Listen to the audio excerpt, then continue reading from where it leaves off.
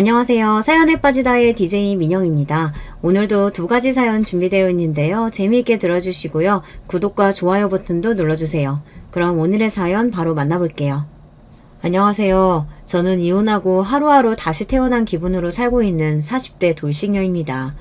이혼을 경험하신 분들이라면 누구라도 공감하시리라 생각합니다만 사람이 이혼까지 결심하는 게 결코 쉬운 일이 아니잖아요. 그런 만큼 누구보다 인생 풍파를 겪을 만큼 겪은 분들이 아마 돌싱분들이 아니실까 하는 생각이 드네요. 저 역시 이혼을 결심하기까지 정말이지 속이 썩어 문드러지는 줄 알았어요. 그래서 아무래도 그때부터 이 채널에 마음을 붙이게 된 게 아닐까 싶기도 하네요.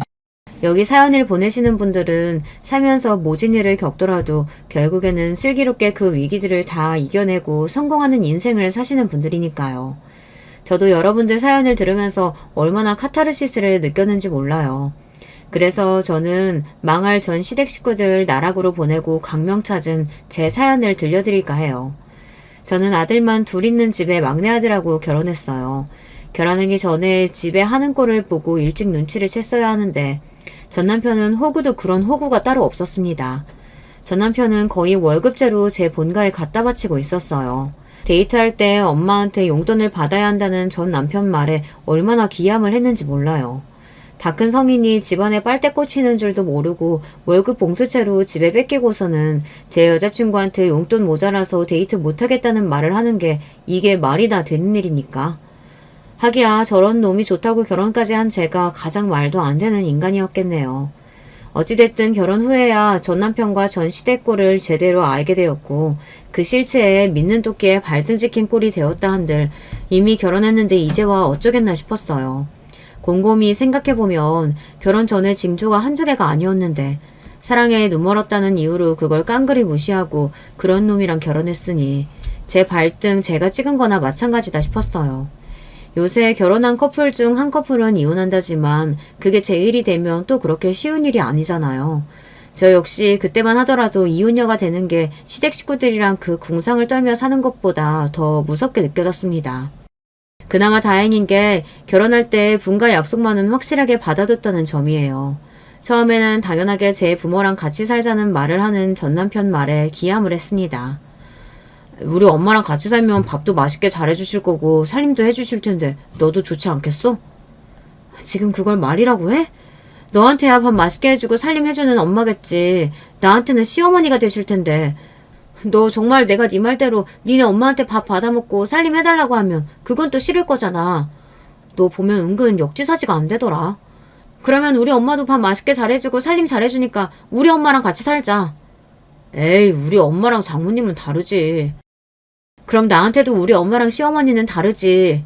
학과 얘기 한 번만 더 하면 너랑 결혼 없던 걸로 할 테니까 그렇게 알아. 전에 없이 단호한 제 태도에 결국 전 남편은 학과를 포기했습니다. 그때 학과가 아니라 결혼을 포기하게 만들었어야 하는 건데 그때는 제가 남편을 이겼다고 크나큰 착각을 하고 앞으로의 결혼 생활도 제 뜻대로 돌아가리라고 생각했죠. 사람이 이렇게 자기 일에는 한 치 앞도 내다보기가 어렵습니다, 여러분. 결혼하고 나서는 당연히 전 남편 월급 봉투부터 저희 공동 통장으로 돌리는 일부터 했습니다. 이 당연한 일에도 전 시어머니는 불만이 많은 듯 했습니다. 얘가 너랑 결혼하기 전까지는 돈 문제 가지고 불평불만 한 적이 단 한 번도 없었는데 너랑 결혼하자마자 이렇게 월급부터 쏙 빼가니 솔직히 내 입장에서는 야속하구나. 야속?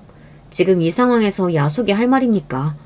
그렇게 아들 월급이 탐이 났으면 아예 며느리 볼 생각을 하지 말지 그러셨어요. 그랬으면 저도 좋고 나도 좋았을 거 아닙니까? 그래도 제 자식 총각으로 늙어 죽는 건 싫으신 모양이었나 봐요. 며느리라기보다는 그저 제 손주 낳아주고 당신 말씀에 토달지 않고 고분고분 살아주는 눈먼 여자 하나 드리고 싶으셨던 거죠. 세상에, 그럼 저희는 뭐 맞고 살아요, 어머니. 어머니 그렇게 말씀하시면 제가 다 야속하게 느껴져요. 저희도 입에 풀칠은 해야죠. 어머니가 저희 먹여 살려주실 건 아니잖아요. 저렇게 뻔뻔스러운 시어미를 상대하려면 눈치 없는 척 창피한 부분을 제대로 긁어주는 것 외에는 별다른 방법이 없었습니다. 저도 수치를 알면 제가 한 말이 창피한 거라는 것 정도는 알아채겠죠. 멍청한 전 남편은 제가 호구인 것도 모르고 그저 저희 엄마가 저를 아껴주는 줄로만 알고 있으니 저라도 저희 밥그릇은 확실하게 챙겨야 했습니다. 그동안은 계속 엄마가 관리해 주셨는데 결혼하고 당신이 그걸 도맡아 하니까 엄마 입장에서는 서운하실 수도 있지. 엄마한테 용돈이라도 드려서 마음도 좀 풀어드리고 그래. 그럼 네가 생활비 충당할 만큼 더 벌어오면 되겠다. 그치? 받아오는 돈은 한정되어 있는데 가정은 꾸리고 싶고 어머니 용돈도 드리고 싶고 그러면 더 버는 것 말고 방법이 없잖아. 우리 남편 힘내야겠네. 저 불리한 얘기를 할 때에만 눈치 없는 조동아리를 다무는 전 남편이었어요. 제 어머니 기분 맞춰줄 생각은 하며 제 마누라 속 뒤집히는 거에는 관심이 없는 건지 알고도 모르는 척 하는 건지 이놈도 유부남으로서는 한참 자격 미달인 놈이었어요. 그도 그럴 것이 하는 행동과는 달리 전 시어머니는 겉으로 제 막내 아들을 세상 둘도 없는 것처럼 아끼는 양 굴었습니다. 우리 태수 같은 효자가 또 없지. 엄마 생각해주는 건 우리 막내 아들 뿐이야. 내가 젊어서 그렇게 딸을 갖고 싶었는데 부처님이 또 아들 주신 대신에 딸같이 살가운 막내 아들 점지해 주신 거지. 내 맘 알아주는 건 너밖에 없다 태수야. 저 말뿐인 시어머니의 공치사에 매번 전 남편의 입이 멍청하게 해 벌어졌습니다. 그도 그럴만하죠. 저 말 한마디면 아무런 의심 없이 월급 봉투를 통째로 바치는 아들인데 뭐 전 시어머니 입장에서 효자는 효자였겠죠. 전 시어머니가 저런 말을 할 때마다 저는 속으로 혀를 찼어요. 하지만 전 남편은 뭐가 문제인지도 모르는 모양이었습니다. 자기도 알다시피 엄마가 우리 가족들 중에 워낙 나한테 의지를 많이 하잖아. 왜 안 그렇겠어. 엄마도 형 보면 마음이 갑갑하겠지. 난 엄마 이해해. 속 모르는 소리 하고 있네. 그거 다 당신 구슬리려고 하는 소리잖아. 어머님 말만 저렇게 하시고 결국 결정적인 순간에는 항상 아주버님 편인 거 정말 모르겠어? 몰라서 그러는 거야? 인정하기 싫은 거야? 왜 또 말을 그렇게 해? 가만 보면 당신은 은근히 엄마 얘기할 때 부정적으로 말하더라. 우리 엄마가 우리한테 얼마나 잘해주시는데. 그러면 전 시어머니가 그렇게 갑갑해하는 전 아주버님한테는 어떻게 대했느냐. 정말 제 막내 아들보다 미덥지 않게 생각했느냐고요. 뭐 그래 보이긴 했습니다. 적어도 겉으로 보이는 대화만 들었을 때는 말이죠. 아이고 태호가 엄마가 나물도 먹으라고 몇 번을 말해. 자꾸 고기만 먹고 그러니까 소화도 잘 못 시키고 자꾸 역류성 식도염 같은 거 생기지. 그러면서 시커멓게 커다란 성인 남자 밥그릇에 살뜰하게 나물 반찬을 덜어다 얹어주고 있는 꼬락서니를 보자면 정말이지 보는 사람 밥맛이 뚝 떨어질 정도였습니다. 전 시어머니는 40이 다 되어가는 제 장남을 꼭 4살짜리처럼 대하곤 했습니다. 아침부터 저녁까지 전 아주버님 뒷공무니를 졸졸 따라다니며 쉴 새 없이 뒤치다거리를 하는 전 시어머니의 모습을 보고 있자면 자식을 잘못 키워도 단단히 잘못 키우고 있다는 생각이 절로 들었어요. 그렇다면 제 어머니가 그렇게 저를 챙기는 것에 전 아주버님께서 고맙게 생각하느냐 하면 그건 또 절대 아니었죠. 아 엄마 귀찮게 따라다니지 말라니까. 코딱지만한 집구석에서 왜 이렇게 성가시게 따라부는 거야. 재수씨 보는데 창피하게 진짜. 저 보기 창피한 줄은 알면서 늙은 어미 손가게 만드는 자식이라는 데 대해서는 창피한 줄을 모르는 모양이었어요. 전 아주버님 말 맞다나 전 시어머니는 하루 종일 집안에서 제 큰아들 뒷공무니만 졸졸 따라다니며 온갖 참견을 다 해댔습니다. 그도 그럴 만한 것이 전 아주버님이 하루 종일 집에서 뒹굴대기만 하는 백수였거든요. 아주버님 말이야, 언제까지 저렇게 집에서 노시게 둘 거야? 어머님 아버님 연세가 적으신 것도 아니고 본인들 노후 준비하기도 빠듯하실 텐데 아주버님도 본인 앞가림은 하셔야 될 거 아니야. 형이 뭐 그럴 재주가 돼? 큰아들이라고 저렇게 집구석에만 박혀있는 꼴을 봐야 하는 엄마가 제일 안 됐지. 지금까지 저렇게 살았는데 뭐 할 줄 아는 게 있는 것도 아니고 뭐 어쩌겠어. 사람이 살던 대로 살아야지. 참 웃기는 게 전 남편은 항상 자기 형을 자기보다 못한 인간으로 취급하면서도 경제력이 없는 인간이니 당연히 저나 저희 엄마가 도와줘야 한다고 생각하는 것 같았습니다. 하기야 본인 모친에게 평생 들어온 소리가 그런 거니 귀 얇고 줏대없는 전 남편 입장에서는 그게 인생이 질리려니 착각 속에 평생을 살아온 거죠. 네 형 저렇게 1인분도 제대로 못하고 사는 걸 보면 내 속이 다 뒤집어지다 못해 제명에 못 살지 싶다. 그러니 어쩌겠니? 내가 저런 아들 녀석 만난 것도 네가 저런 형을 동생으로 태어난 것도 다 부처님 뜻이 아니겠어. 우리가 도 닦는다, 이번 생에 공덕 쌓는다 생각하고 네 형 살뜰하게 챙겨야지. 얼핏 들으면 전 남편을 추켜 세우고 전 아주버님을 깔보는 말인 것처럼 들리지만 결국은 그런 모자란 본인 장남을 당연하게 전 남편에게 떠맡기는 거나 다름없었습니다. 그런 말을 듣고도 본인 엄마가 믿는 건 장남이 아닌 자신이라고 생각하는 인간이었으니 이쯤 되면 전 남편에 대한 시어머니의 영향력은 거의 세뇌라고 해도 과언이 아니었습니다. 제 엄마가 대놓고 자기한테 빨대 꽂은 거나 마찬가지인 상황인데도 그게 가족 구성원으로서 능력을 인정받았다고 단단히 착각을 하고 사는 사람이었어요. 놀라운 것은 저 내세울 것이라고는 하나도 없는 전 아주버님도 결혼을 한 적이 있었다는 겁니다. 아니, 가장은커녕 본인 밥벌이도 못하는 양반한테 어느 눈먼 여자가 시집을 다 왔대. 결혼하기 몇 달 전인가 엄마가 하도 닥달해서 형이 잠깐 회사에 나간 적이 있었어. 엄마 지인 통해서 겨우겨우 마련한 자리였겠지. 그거나마 몇 달 못 다니고 때려치웠지만 말이 때려치운 거지 자기가 먼저 나오지 않았으면 얼마 안 돼서 쫓겨났을걸? 그러니까 결혼시키려고 다니지도 않던 회사를 급하게 밀어넣었다는 거야? 어머님도 참 너무하신다. 여자 입장에서는 사기 아니야. 여자도 어머님이 갖다 붙이셨다면서. 엄마도 오죽 답답하셨으면 그러셨겠어. 형이 워낙 정신을 못 차리니까 결혼이라도 해서 가정되면 정신을 차리려나 싶으셨겠지. 근데 자식 일이 뭐 부모 마음대로 돼. 그렇게 밀어넣어준 회사나마 성실하게 정신 차리고 잘 다녔으면 사람 구실했을 텐데 거의 결혼하자마자 그거마저 때려치웠으니 그걸 엄마가 더 어떻게 했겠어. 그래서 예전 동서가 결혼한 지 3개월도 안 돼서 이혼서선 건 거야? 그런 남편이랑 못 살겠다고? 몇 달 살지도 않았는데 동서는 무슨. 그 여자도 참 독해. 그래도 자기도 결혼 생각이 있으니까 우리 집안으로 들어온 거 아니야. 몇 년도 아니고 고작 몇 달 돈 안 벌어왔다고 남편을 그렇게 혼신짝처럼 버려? 요즘 여자들 진짜 무섭다니까. 나라도 버리고 도망간다 속으로 욕을 했습니다. 밖에 나가서는 저가 뭐 하나라도 손해볼까 싶어 눈에 쌍심지를 켜고 달려드는 인간이 왜 본인 본가 식구들 일만 끼어들면 저렇게 천지분간을 못할까 기가 막힐 노릇이었어요. 아니 생각을 좀 해보세요. 멀쩡히 회사 잘 다니는 인간인 줄 알았는데 정작 시집와서 보니 남편이란 작자는 태어나서 일이라는 걸 제대로 해본 적도 없는 인간이었어요. 그나마 몇 달 다니던 일은 저하고 결혼하려고 억지로 다녔던 거였고 제가 속아서 결혼하자마자 기다렸다는 듯이 회사를 때려치웠습니다.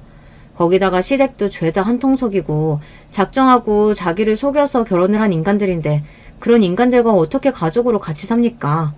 여자분이 온 식구가 전부 사기꾼이라고 집안에 품비박산 내지 않은 것만으로도 감사하고 살아야 할 인간들이 오히려 돈 못 버는 남편 버린 인간 쓰레기 취급을 했을 게 뻔합니다.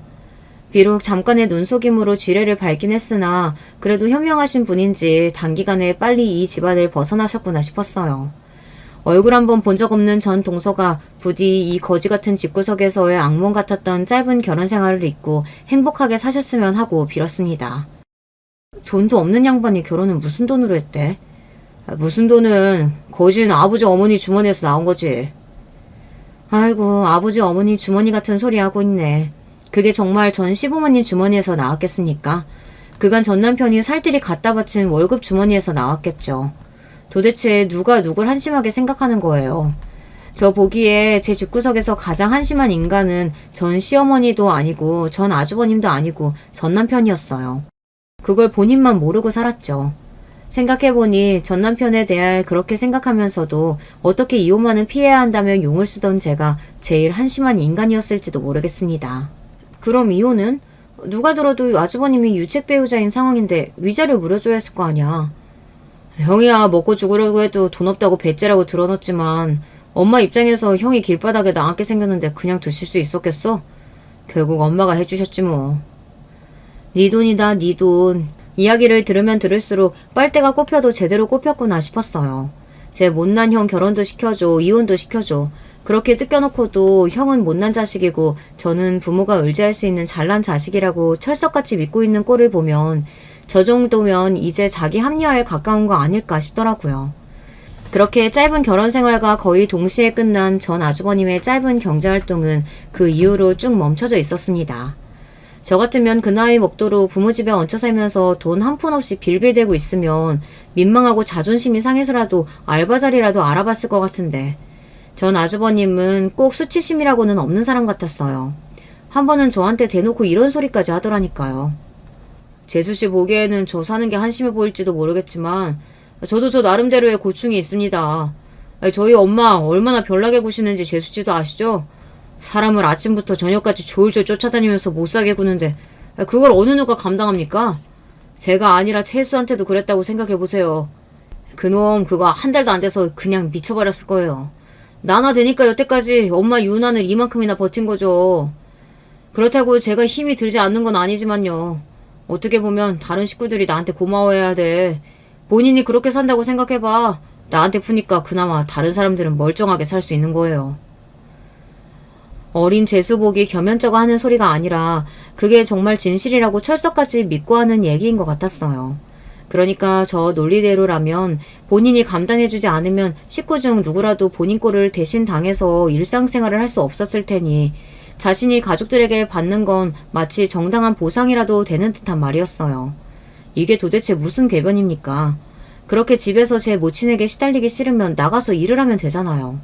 하다못해 집에만 처박혀 있지 말고 나가서 운동이라도 하면 시간이 오죽 잘 가겠습니까? 생각이 흐르는 방식은 다르지만 자기 합리화만큼은 기가 막히게 해낸다는 점에서 그래도 전 남편과 전 아주버님이 형제가 맞긴 하구나 기가 찼습니다.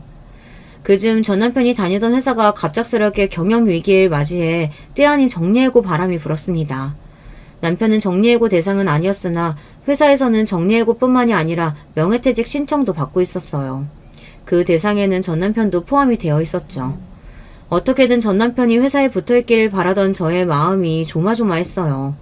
결국 전 남편 입에서 기어이 회사를 나오고 싶다는 말이 나왔습니다. 말이 명예퇴직 받는다는 거지 이건 그냥 나가라는 말이나 진배 없어. 요새 회사 분위기가 얼마나 살벌한지 알아? 아무리 그래도 그렇지 당신 사회는 훨씬 살벌하다는 거 몰라? 회사 그만두면 이제 뭐 먹고 살 건데. 남편이 오죽 힘들었으면 회사 그만두고 싶다는 말을 다 했겠어. 당신 부인이 돼가지고 꼭 그렇게 야멸차게 말해야 돼?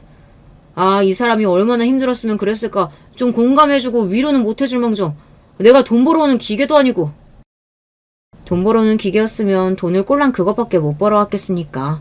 속으로 어처구니가 없었지만 어찌됐든 전 남편을 달래야 했습니다. 물론 나도 그렇게 생각하지. 항상 당신 얼마나 고생하는지 내가 모르지 않지. 그렇지만 사람이 먹고 살려면 생활을 해야 하잖아. 당장 회사 나오면 그때부터 나보다 훨씬 당신이 고달파질 거야. 매일 출근해서 일하던 사람이 수입은 없는데 당장 일할 곳 없으면 얼마나 스트레스 받는 줄 알아? 일을 왜 안 해? 목구멍이 포도청인데 목에서 피날 때까지 일해야지. 왜 어디 일자리라도 미리 알아봐 둔 곳 있어? 내가 그래도 이 회사에서 공으로 시간을 보낸 게 아닌데 경력도 쌓이고 인맥도 좀 쌓였잖아. 나 나오면 지금 회사에서 같이 나오겠다는 후배들도 몇 있어. 그 말에 제가 멈칫했습니다. 그러니까 이 인간 지금 회사 그만두고 본인 사업을 하겠다는 소리 아닙니까? 그 생각이 들자 뒷목이 쭈뼛해지더라고요. 당신 지금 제대로 생각하고 말하는 거 맞아? 그러니까 당신 혼자도 아니고 회사 후배들까지 데리고 나와서 사업을 하겠다는 거야 지금? 사업이 누구 집 애 이름도 아니고 돈이 한두 푼 드는 것도 아닌데 대체 어쩌려고 그런 소리래. 그러니까 밑도 끝도 없이 모르는 분야 들어가겠다는 게 아니라 지금까지 내가 해온 일로 사업하겠다는 거잖아. 내가 이쪽에 아는 사람이 없는 것도 아니고 나 사업하겠다고 하기만 하면 도와주겠다는 사람 천지야. 당신은 사람을 무시해도 유분수지. 당신 남편이 그렇게 생각 없이 사는 사람인 줄 알아? 전 남편이 다니던 회사는 광고 대행사였습니다. 광고 대행사라고 하니까 제법 그럴싸하게 들리긴 하지만 실상은 그렇지 못했어요. 동네 단위의 음식점이나 가게 등의 홍보 전단지를 만드는 것이 주로 하는 일이었으니 애초에 전 남편이 다니던 회사 자체도 별로 크지 않았습니다.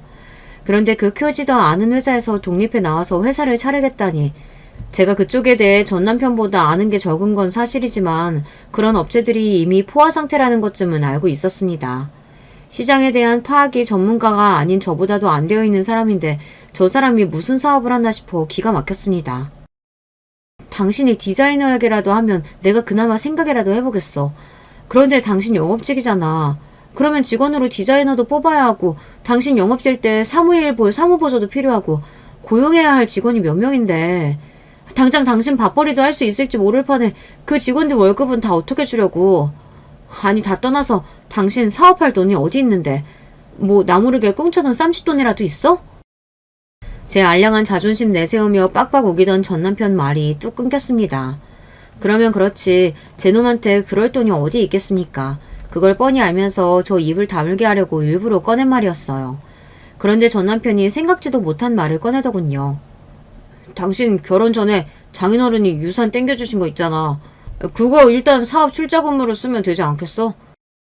아주 당연하게 제 돈이 자기 돈이라도 된 양 말하는 전 남편이었습니다. 저는 그만 기가 탁 막혔어요. 지금 그 돈 얘기가 왜 나와? 그 돈 말 그대로 우리 부모님이 나한테 주신 돈이야. 결혼 후에 받은 돈도 아니고 결혼 전에 받은 돈이고 당신하고는 하나도 상관없는 돈이라고. 당신 말 진짜 서운하게 한다. 우리가 남이야? 내가 나 혼자 잘 되자고 이래? 우리 둘 다 잘 살자고 내가 이렇게 아등바등 사는 거잖아. 우리를 위해서, 앞으로 태어날 우리 아이들을 위해서. 나 잘 되면 다 당신한테 돌아올 텐데 꼭 남 얘기하듯 그러는 거 나한테 진짜 상처야. 화를 내도 내가 내야지 제 놈이 왜 화를 낸답니까?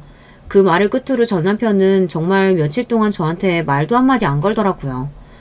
저가 그렇게 나오면 제가 못 이기는 척 지고 들어올 거라고 생각한 모양이었습니다. 그러나 저도 전 남편이랑 그 가족들에게 그간 당해온 것이 있는데 호구처럼 제게 남은 얼마 안 되는 것까지 홀다당 뺏길 생각은 추호도 없었습니다. 제 반응이 자신이 예상한 것과 다르게 돌아가자 전 남편도 초조해진 기색이었어요. 그럴 만도 하죠. 전 남편한테 돈 나올 구석이 어디 있겠어요. 애초에 결혼 전까지는 번 돈은 싹 다 제 본가에 가져다 바쳤고 제 식구들 외에는 돈 쓰는 거나 마음 쓰는 거나 밴댕이 소갈딱지인 전 남편한테 그만한 돈 턱턱 내어줄 지인이 있을리 만무했습니다. 그렇다고 전 시댁에서 전 남편을 도와주리라는 생각은 그야말로 턱도 없는 생각이었어요. 돈 가져갈 때나 우리 아들 간이고 쓸개고 다 빼줄 듯 그렇지만 제 큰아들 귀한 줄이나 알지 둘째 아들은 돈줄로 생각하는 전 시어머니가 그만한 돈을 내어줄 리가 없잖아요. 내 돈 빼앗아 간다고 욕이나 하지 않으면 다행이었습니다. 그러니 남은 게 누구겠어요. 저밖에 더 있겠어요. 전 남편 입장에서는 제 사업을 하려면 어떻게든 저를 굴어 삶아야 하는 것 말고는 방도가 없었을 거예요. 여보, 며칠 전에 내가 말이 너무 심했지? 내가 요즘 회사에서 퇴사 압박이 너무 심해서 말을 제대로 가리질 못했나 봐. 내가 자기 아니면 또 누가 있어. 난 항상 우리 둘이 같이 잘 살 생각뿐인데 자기가 그걸 몰라주니까 너무 내가 서운했나 봐. 나 정말 준비 많이 했어. 절대로 당신 고생시키지 않을 테니까 처음에만 나 좀 도와주라. 응? 여보. 씨알도 안 먹힐 말이긴 했지만 평생 제 엄마와 형한테 뜯어먹혀 놓고 막상 도움 필요할 때는 어느 누구 하나 손 벌릴 곳이 없는 전 남편 인생이 딱하게 느껴졌습니다. 지금 와서 생각해보면 전 남편 딱해 할 시간에 나나 딱해 했으면 속이라도 덜 뒤집혀졌을 것을. 그래도 그때까지는 저런 것도 남편이라고 어떻게든 잘 고쳐서 끝까지 잘 살아보고 싶었어요. 마음이 반쯤 넘어가면서도 한 번 더 슬쩍 떠봤습니다. 그래도 어머님께 운이라도 한번 띄워보지.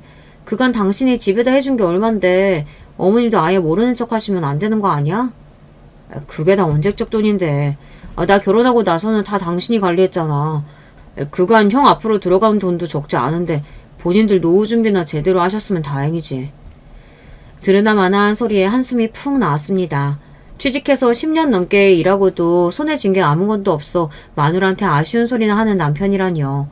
이런 인간을 믿고 정말 평생을 보내도 괜찮을지 회의감이 들었으나 전 남편 말대로 이혼하지 않은 이상은 그 인간과 저는 운명 공동체잖아요.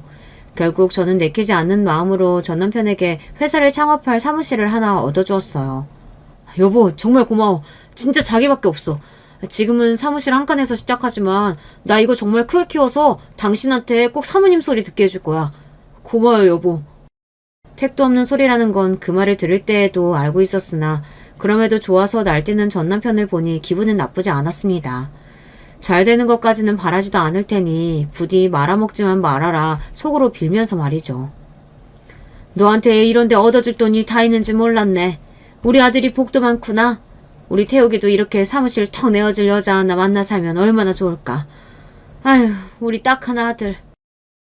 제 둘째 아들 개업식에 와서까지 본인 큰아들이 애처로워 어쩔 줄을 모르시는 전 시어머니 꼴을 보는 게 눈꼴 시려웠지만 좋은 날 덩달아 분위기 망치기 싫어 꾹 눌러 참았습니다.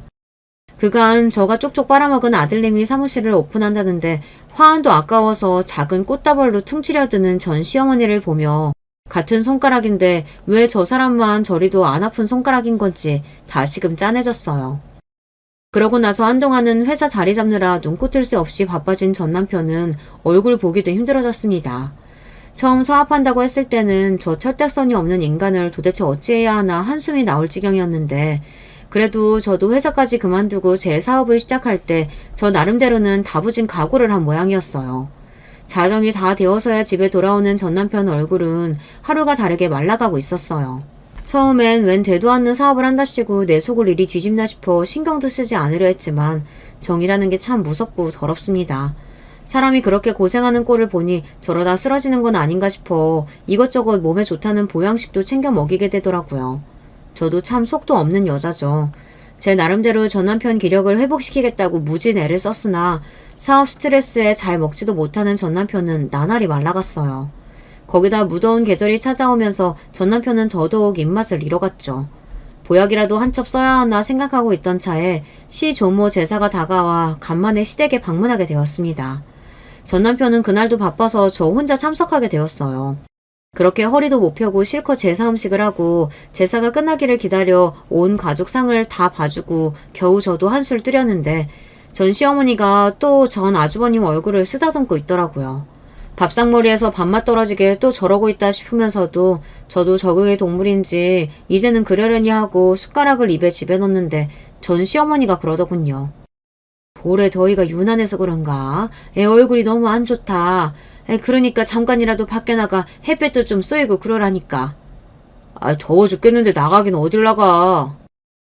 익숙하게 제 얼굴을 쓰다듬는 모친 손길을 쳐내며 전 아주버님이 퉁명스레 대꾸했어요. 그 다음에 전 시어머니로부터 이어진 말 때문에 저는 그만 밥 먹는 것도 잊고 말았어요. 안 되겠다. 내일 당장 나랑 같이 한의원 가서 진맥 받고 약 한 참 맞추자.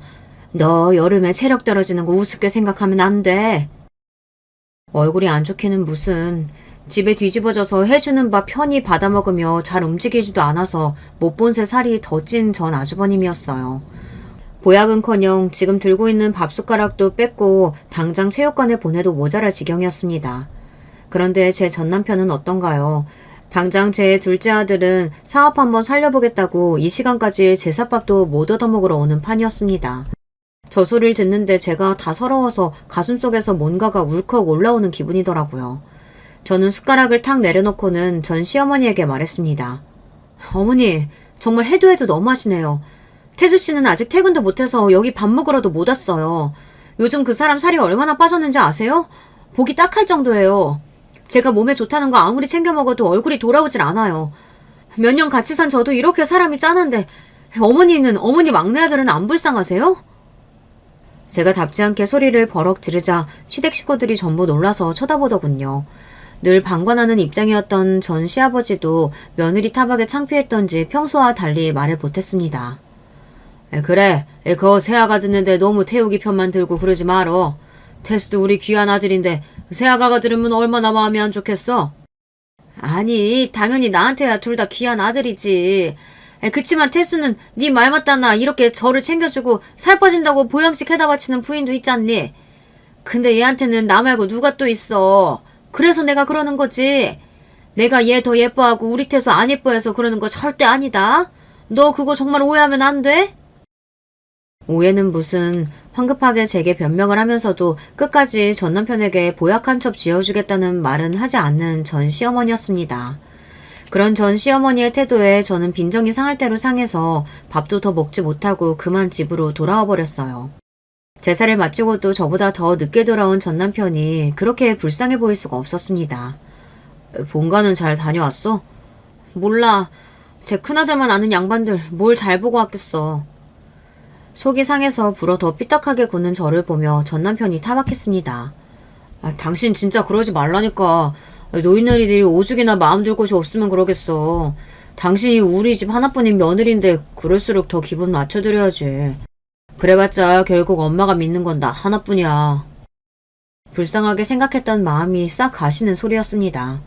그래요. 제 주제에 누가 누굴 불쌍해합니까? 그저 제 인생이 가장 불쌍하죠. 다음날 웬일로 전 시어머니가 돈 문제도 아닌데 먼저 연락을 해오셨어요. 시시보고 그렇게 큰 소리를 낸 적이 없던 며느리가 피운 소란에 영 마음이 쓰인 모양이었어요. 예, 그러지 말고 나가서 맛있는 것도 좀 먹고 마음 좀 풀자. 우리가 어디 하루 이틀 볼 사이도 아니고 가족인데 오래 꿍해 있으면 서로 안 좋잖아. 꼭 제가 별것도 아닌 일로 일방적으로 토라져 있다는 듯 말하는 투가 마음에 들지 않았으나 어차피 계속 얼굴 보려면 길게 끌어좋을 것 없다는 말만큼은 저도 동의했기에 전 시어머니의 제안을 수락했습니다. 제 기분이 빨리 풀리지 않으면 결국 본인 손해라고 생각하셨는지 무려 저희 집까지 픽업까지 오셨어요. 전 아주버님이 무거운 몸을 이끌고 손수 운전까지 해서 오셨더라고요. 제가 차에 타자 곧 저희 동네 주변의 외곽으로 빠지기 시작했어요. 그 지역에는 오랜만에 지나가는 거였기에 전에 횡했던 곳들에 새 아파트가 줄지어 세워져 있더라고요. 이쪽에 대규모 아파트 단지 들어선다는 얘긴 들었는데 여긴 줄은 몰랐네요. 이쪽이 앞으로 뜬다고 그러던데. 얘는 그건 여기보다 좀 더 서쪽으로 가야 해. 그리고 여긴 별로 메리트 없어. 여기 서남 쪽으로 아파트 단지 완공된 쪽이 앞으로 5년 안에 2배까지 뛴다고 하니까 그쪽이 알짜배기지. 어머님 부동산에 별로 관심 없으신 것 같더니 저보다 더 잘하시네요.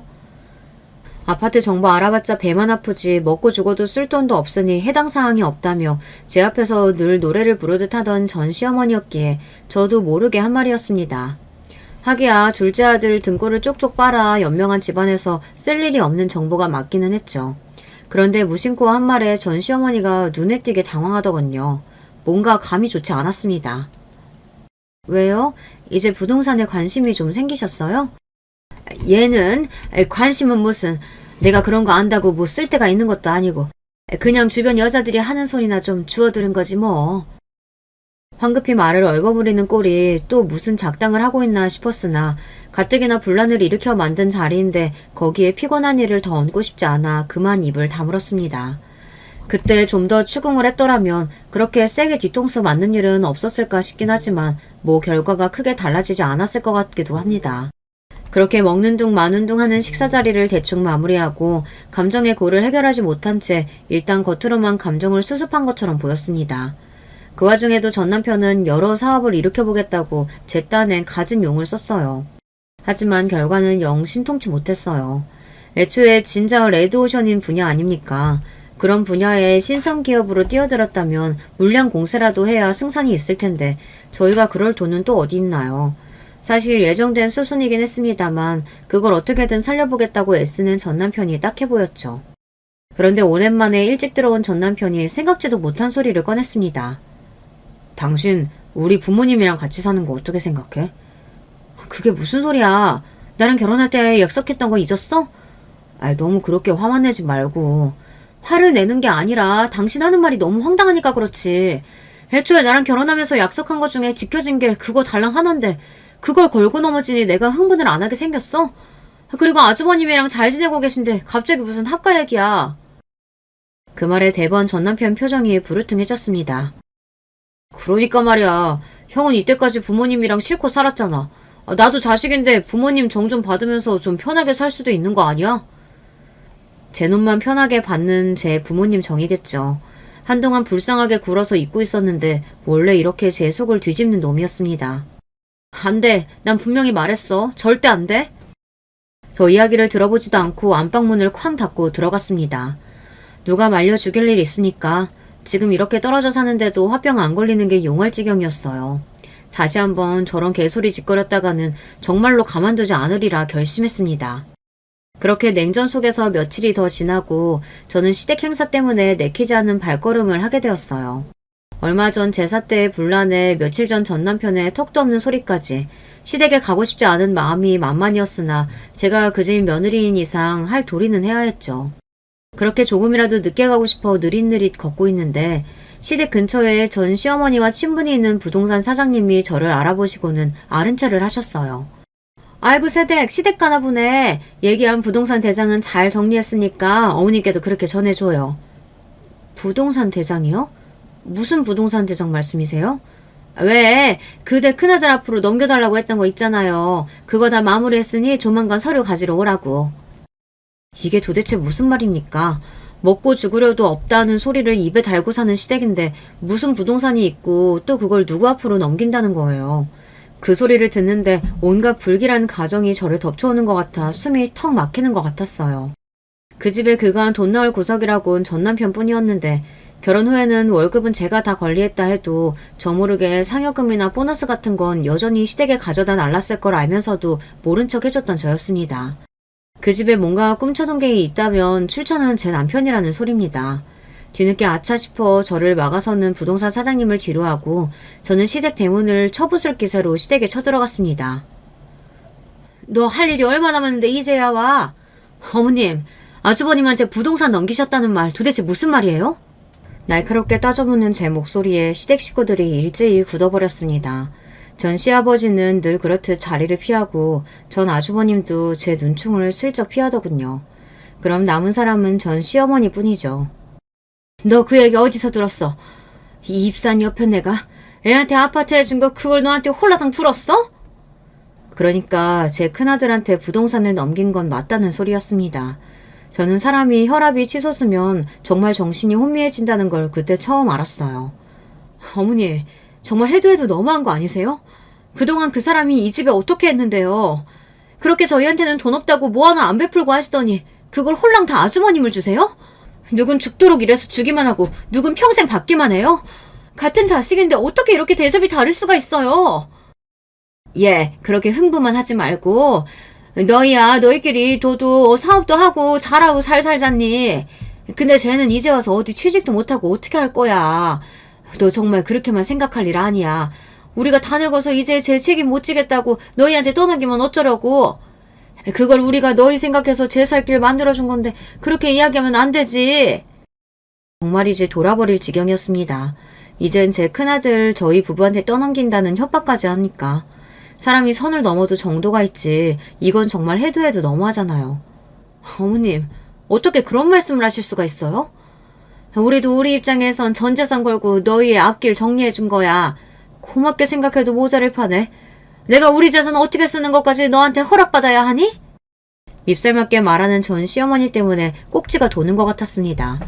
그래도 계속 거기 있다가는 정말 제가 무슨 짓을 할지 몰라 시댁을 뛰쳐나왔어요. 우리 재산이라뇨. 전 남편 등쳐모아서 만든 부동산일 것이 뻔한데 뻔뻔한 언행에 숨이 턱턱 막혔습니다. 저는 곧장 전 남편에게 전화를 걸었어요. 당신 어머니가 당신 형한테 아파트 준 거 알고 있었어? 그런데 이 인간이 대답이 없는 겁니다. 저는 이번에도 전 남편이 호구노릇만 잔뜩 하고 뒤통수 맞은 거 아닌가 싶어 걱정이 만만이었는데 하등 쓸모없는 일이었던 거죠. 저 빼고 모든 시댁 인간들이 한통속이었어요. 길어진 침묵에 결국 제가 폭발하고 말았습니다. 너 진짜 등신이야? 호구노릇도 정도가 있지. 이젠 부모님 재산까지 다 뺏기고 멍청하게 손가락 빨고 있어? 그게 진짜 네 부모님 재산이면 내가 이렇게까지 기가 막히진 않을 거다. 그거 다 네 주머니에서 나왔다는 거 너 진짜 몰라서 이래? 그러게 등신 호구같이 살 거면 너 혼자 살지. 왜 나까지 이 진창에 끌고 들어와서 사람 속을 뒤집어. 네 얼굴 보면 헛다지 나서 죽을지도 모르니까 당분간 집에 들어오지 마. 그렇게 빽 소리를 지르고는 전화를 끊어버렸습니다. 이제 불쌍한 걸 넘어서 전 남편 꼬라지만 봐도 짜증이 솟구칠 것 같았어요. 도대체 저런 인간을 데리고 어떻게 평생을 살란 말입니까? 남은 제 인생이 깜깜해서 그만 눈물이 났습니다. 눈치가 있는 건지 없는 건지 전 남편은 정말로 그리고 며칠 집에 들어오지 않았어요. 안 들어오면 제 놈만 손해지 생각하며 그 며칠간 쓰린 속을 애써 홀로 달랬습니다. 그러다가 전 남편이 다시 집으로 돌아왔을 때는 혼자가 아니었어요. 어머님이 여긴 웬일이세요? 날카로운 제 말투에 모자가 움찔하더군요. 그러나 이내 뻔뻔하게 나가야 한다고 생각했는지 전 시어머니가 말했습니다. 얘는 내가 어디 못 올 때 왔니? 나 이제 너희들이랑 살려고 왔다. 뭔 정신 나간 소리예요 이건. 제가 이성을 잃고 소리를 질렀어요. 여기 내 집인데 어머님이 왜 여기서 살아요? 왜요? 살던 집까지 귀하신 큰아드님이 주셨어요? 당신 어머니한테 그게 무슨 말버릇이야? 넌 입 닥치고 있어. 내가 허락 안 했는데 어머니가 무슨 자격으로 여기서 살아요?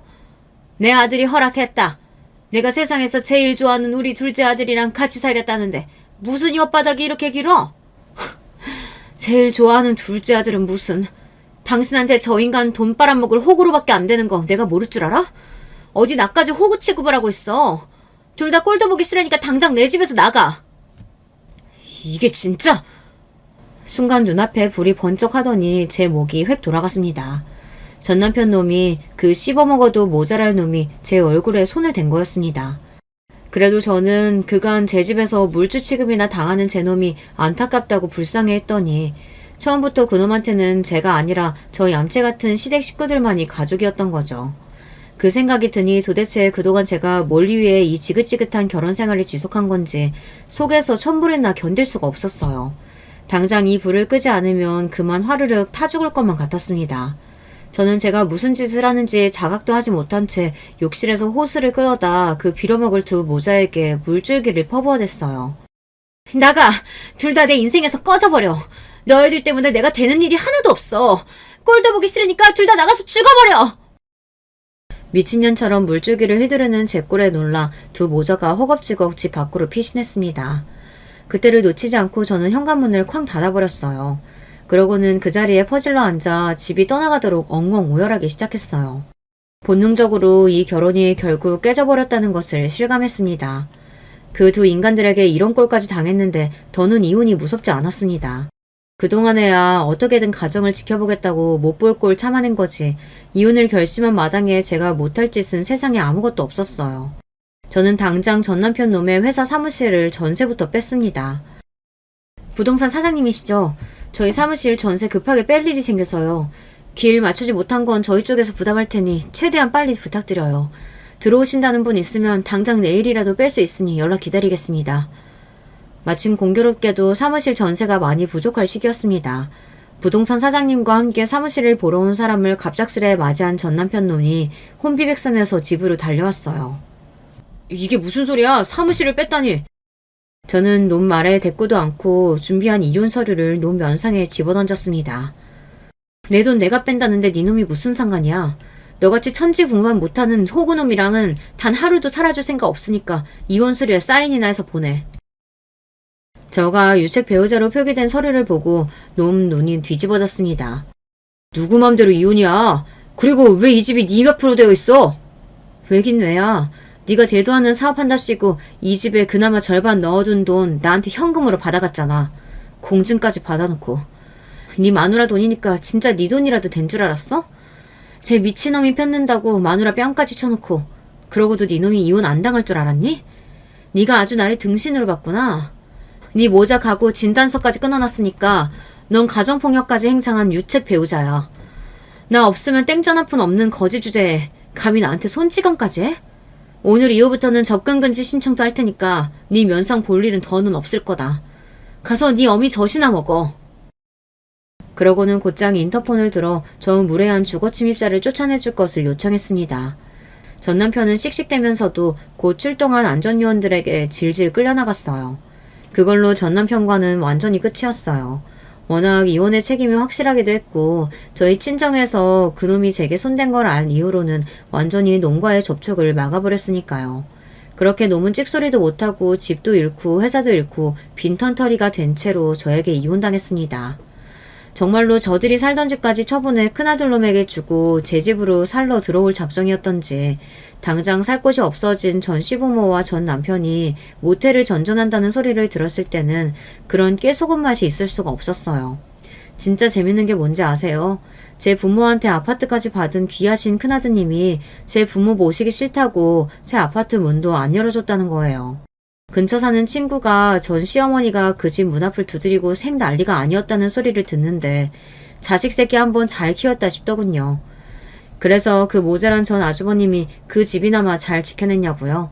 그 멍청이가 무슨 바람이 불었는지 어디서 주식 투자 정보를 잘못 물어와서는 주택 대출까지 받아 투자했다 원금을 홀라당 날려먹는 바람에 그 아파트가 경매로 날아갔다는 소식을 들은 게 제가 마지막으로 듣게 된 시댁 소식이었습니다. 그 집 멍청한 건 아무래도 대대로 내려오는 유전자가 아닌가 싶습니다. 그것들 꼴을 안 보고 사니 세상 근심이 다 사라진 것 같아요. 내려놓으면 일이 편안한 것을 뭐 한다고 그렇게 이혼년 안 되어보겠다고 내 인생 갉아먹으며 아등바등 살았나 모르겠어요. 결혼도 서로 위로해주는 사람들끼리나 좋은 거죠. 이혼하면 세상 무너지는 줄 알았는데 막상 살아보니 그런 것도 아니었고요. 더러운 꼴 볼 일 없으니 확실히 정신건강은 훨씬 좋아진 것 같습니다. 제 지긋지긋한 전남편과 전 시댁 탈출기는 이쯤에서 마무리할게요. 제 다이나믹한 결혼 이야기 끝까지 들어주셔서 감사합니다.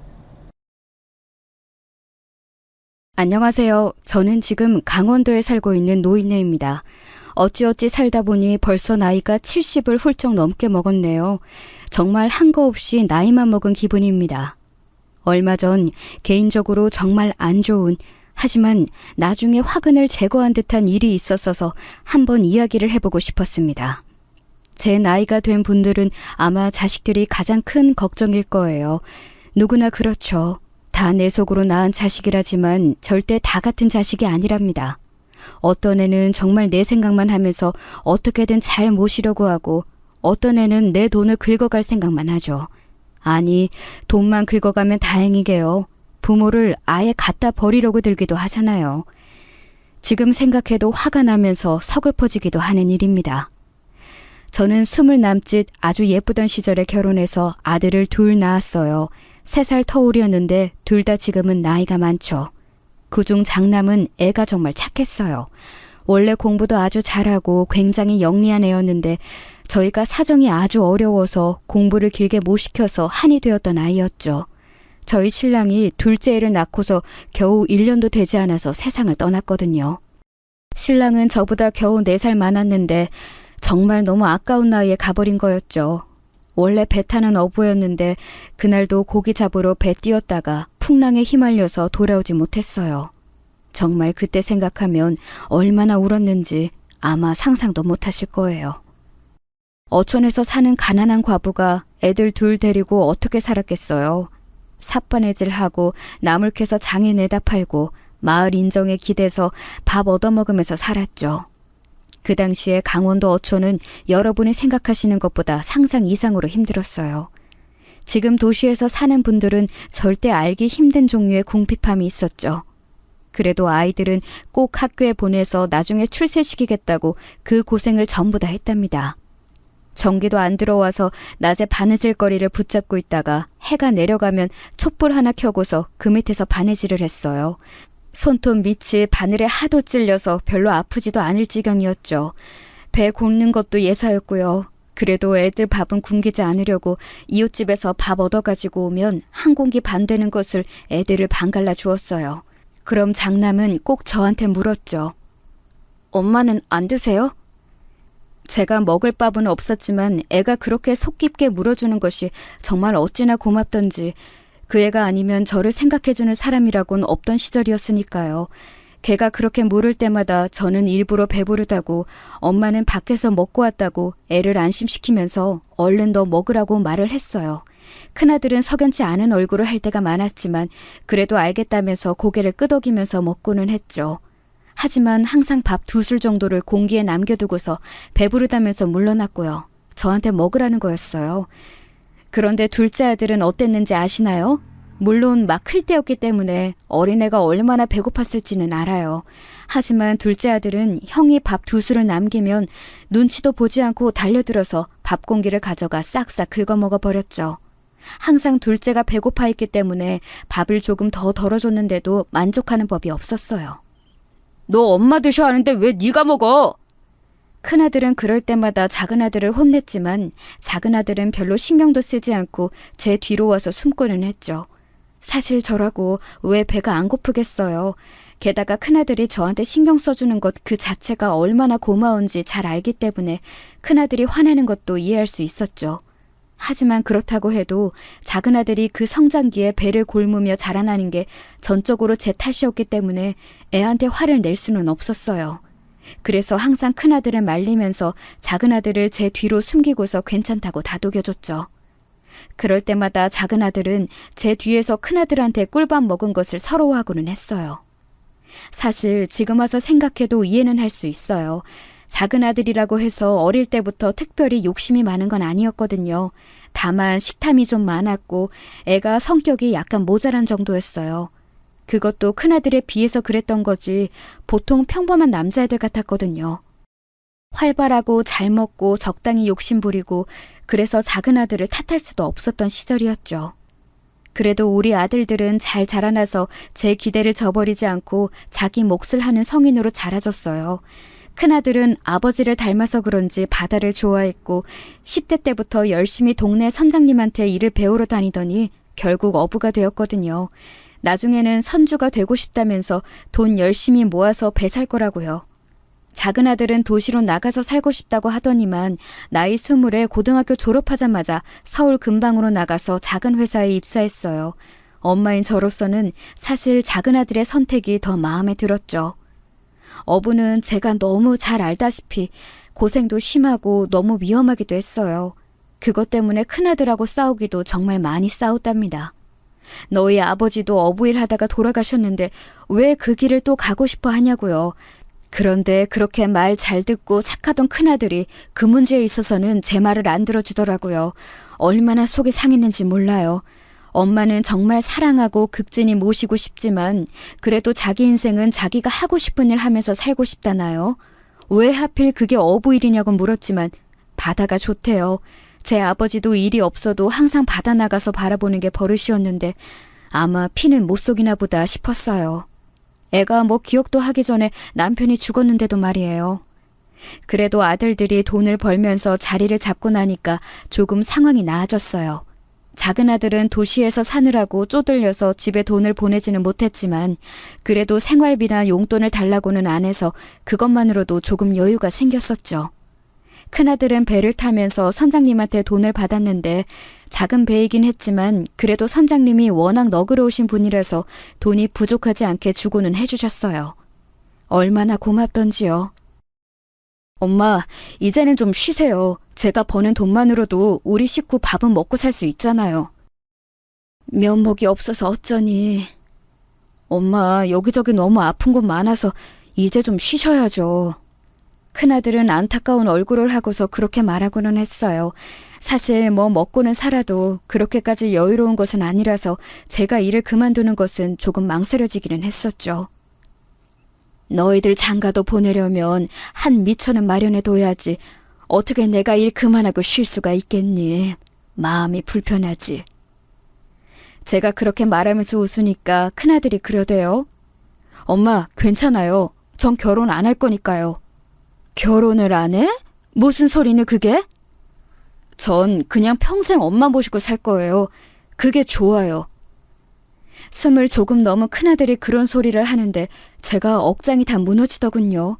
저를 편하게 해주겠다는 말은 너무 고마웠지만 아들이 결혼을 안 한다는데 놀라지 않을 부모가 어디 있겠어요. 저는 그래도 아직 어리니까 그런 소리를 하겠거니 하고서 그 후로도 계속 아들한테 어디 좋은 아가씨 없냐, 너 결혼 빨리 해서 손주를 보는 게 엄마 생각하고 효도하는 거다 하면서 은근하게 계속 결혼하기를 바라는 눈치를 줬어요. 하지만 큰아들은 조금도 결혼 생각이 없더군요.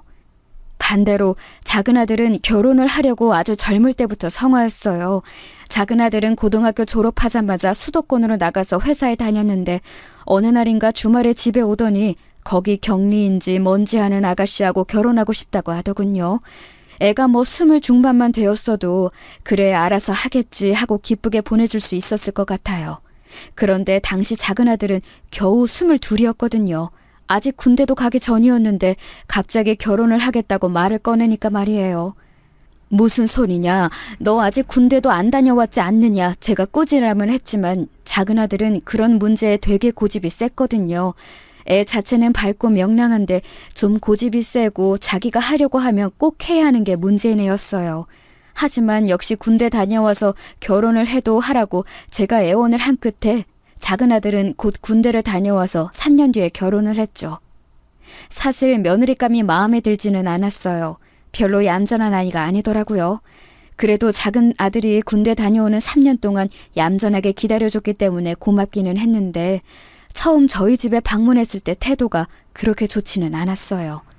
인사도 하는 둥 마는 둥 하고 방문 여기저기 휙휙 열어보고 어린 아가씨가 그런 태도라는 게 좀 놀랍더군요. 작은 아들은 고집은 좀 세도 애가 예의범절은 바르게 자랐는데 아무래도 며느리라고 들어온 애가 작은 아들한테 좋은 영향은 미치지 않을 것 같은 예감이 들었어요.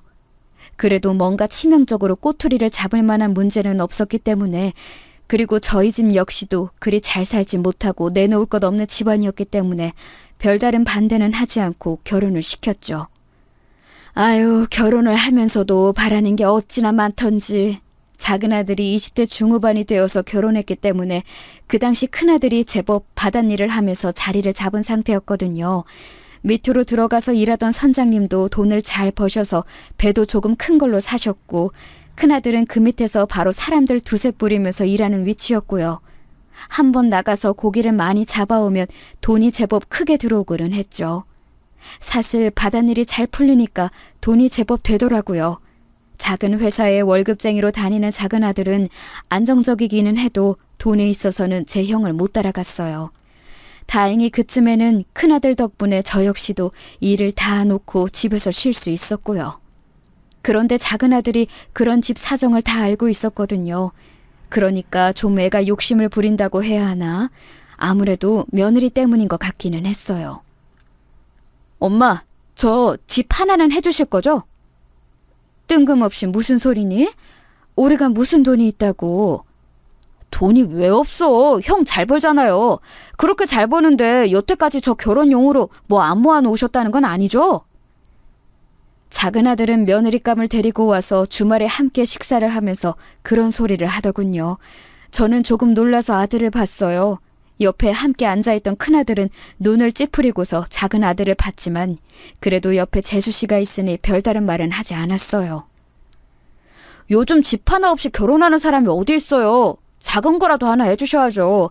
집사람 사돈 어른 쪽에서 혼수 해주신다니까 집은 해주세요. 작은 아들은 마치 통보라도 하듯이 그런 소리를 했어요. 며느리는 새침한 얼굴로 앉아서 다른 말을 덧붙이지 않고 밥만 깨작거리고 있더라고요. 저는 좀 어안이 벙벙했지만 요즘 결혼하는 젊은이들은 다들 그런가 싶어서 그냥 알겠다고만 했죠. 나중에 큰아들이 한숨을 쉬었지만 그래도 여태까지 작은 아들을 고생시키며 키운 것이 미안해서 집을 해주었어요. 물론 그 과정에서도 굉장히 트러블이 많았죠. 작은 아들은 역세권에 있는 신축 아파트를 원했지만 저희는 그렇게까지 해줄 만한 여력은 전혀 없었어요.